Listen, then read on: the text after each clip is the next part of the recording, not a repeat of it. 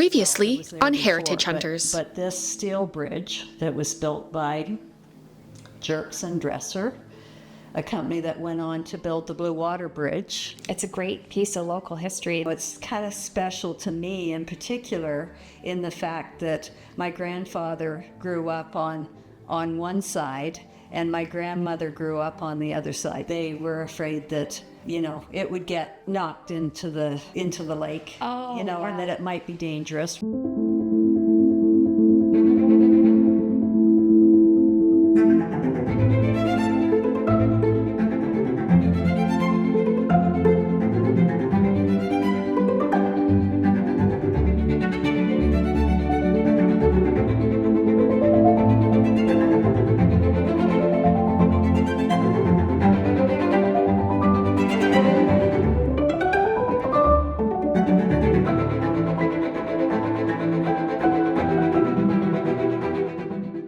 The Telfer farm that was there, was that the farm that was involved in the brick making? Yes. Okay. Yeah, and there was 5 families that made bricks right in that vicinity. Yeah. And it's interesting, when I kayak in the Caldrain, you can see the layer of clay. You can see the big layer of that blue clay that they used to make the Yes. bricks. They fired yellow. And it was the Jameses, the Jamesons, the Pilkeys, and the Yeat families, along with the Telfer families, that were the Yes, 5 yeah. families. Yeah. And they were called Wawanosh bricks. Probably because it was Oh, Lake Wawanosh in right. the vicinity that was drained, so that would make sense.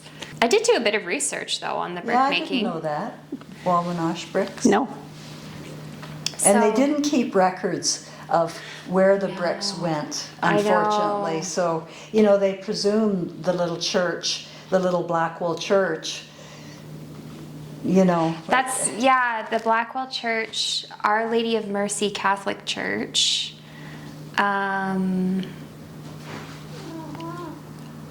And then multiple homes, I said, in the 19th and 20th centuries were constructed using, they were called butter yellow bricks, I'm guessing, because they were that butter Yeah. yellow color. Yeah, so we don't know how far they went because we talked about Jameson's shipping them to Detroit. And when my brother was up at Tobermory, they said there's a ship on the bottom that has yellow bricks Oh, yeah. that sunk. So, you know, whether those are some of our bricks, they also made bricks in other places. Yes. But not all of them were yellow. So most clay excavation in the 19th century was done with shovels. The bricks were sunny yellow in coloring due to a soil anomaly that results from the clay lacking iron, which would explain why it was Right. more blue than any other color. Angus Jameson, who ran the Jameson Brickyard, was also known to ship some of the bricks to Detroit because 2 of his brothers were sailors. So the Wawanosh bricks were loaded onto ships on the dock to sell in Michigan. And it was he noted that one of the shipments fell to the bottom of Lake Huron, which might be actually some of the bricks that you have, I'm guessing. Well, should I? Yeah, go for it. The other thing, though, that they told us was some of the bricks that didn't turn out right after they were fired, they used to reinforce roads. So if there was wet potholes or whatever, they Yeah. would put the bricks Yeah. in the hole. And so I was thinking if part of the lake shore went into the lake, there could be bricks that they put in the road To that fill. could have gone Oh. into the lake too.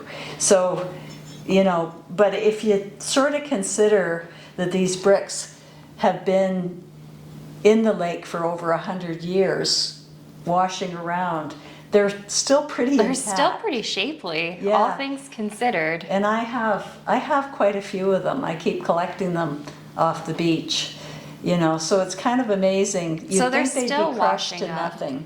Yeah. They're still washing up. Wow. They're still washing up. Yeah. Cool. Yeah. Yeah, so, and I can actually say, so the Wawanosh bricks, they peaked in 1890s. They were about $4.50 for 1,000 bricks. And a typical brick house used 20 to 30,000 bricks. So because there was 5 brickyards, the bricks, which were also used to fill potholes and cover roads, were an inexpensive option for home builders. So the business boomed, but within a decade, the boom kind of fizzled out, because by 1910, actually George Telfer noted that for the kilns, it was becoming too difficult to find, and well, the kilns, wood for the kilns were too difficult to find, and the cost of production was becoming very expensive. And then cheaper material like concrete or cement blocks were finding their way into Lambton County. So the bricks were becoming less competitive because there is just more cheaper options. Right. And my great-grandfather got into making those cement blocks. Oh. And we went... Was it George or? This is my mother's side of the house. Oh, cool. Okay. So so your mother's side was, The Thompsons. Thompson. yeah, so they were making this, With they were no P. competing with the Telfers technically Yeah. then. They didn't Or make- monopolizing the market, Yeah, I they guess. didn't make yellow bricks. Yeah. No. But yeah, the great-grandfather got into making the cement blocks by hand. Yeah. You know, which I still, you know, when I look at some barns around, I think, oh, there's those handmade cement blocks, you know. That's cool. Yeah, so these are some pictures of the brick making, and Just shows the scope of production, really. Which well, is and it's amazing. interesting because on the Telfer farm, they actually dug quite a deep hole. Yeah. But on the Jameson farm, it's really flat. And it's right along the cold drain, so you can actually see the line of clay, but it's like a whole field. I think they had a bigger production over there, more people. At Angus Jameson Yeah. it was bigger than the Telfer one. Yeah. But a whole field of dug out by hand. And then along Blackwell one day, I was driving along because I wondered where the Pilkey farm, and I saw a low spot, and I thought, I bet you, because same thing, same low spot It would where have they been- dug the clay out. Yeah. Oh my gosh. And the people in the photos are likely related Some of them, but they did hire people. and paid room To- and board. Is that what you said? Yeah, Mom said. It was always had to have room and board for the people, and that was at the time where the little house by the brickyard was not sufficient. So a little home to the north was bought, I assume, and they built onto it, making the house 5 bedrooms so that they could accommodate these people that were employed at the brickyard. Wow. And that is where our table and chairs that I have at home would expand. They could put enough leaves in them to accommodate 12 people at a time for meals. Oh my goodness. That's exceptional. But it was necessary then to accommodate the people. Yeah. And also you had to have a barn large enough for the horses that were used to pull the wagons and that type of thing. And the Telfer barn, they moved at one point. It was closer to the house, didn't they? Yes. They dragged it with the horses, like the barn, and it was a big It would have been like a Full-size full-size barn. barn. Yeah. And then they made the foundation out of their bricks, of course, that were accessible to them. And at some point, they told us that the foundations were a foot wide of solid brick. Do you know if any of the buildings that were associated with any of these places exist still, like the brick making out there?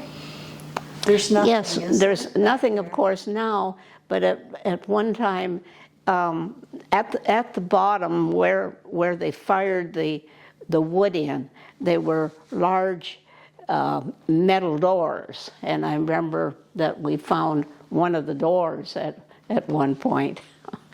Next time on Heritage Hunters. So the Fenian raid material, It was just a dangerous gun. and then the handcuffs. So did he ever end up having to use those handcuffs? And I guess if you caught anybody, you just have to put them in the barn, I guess.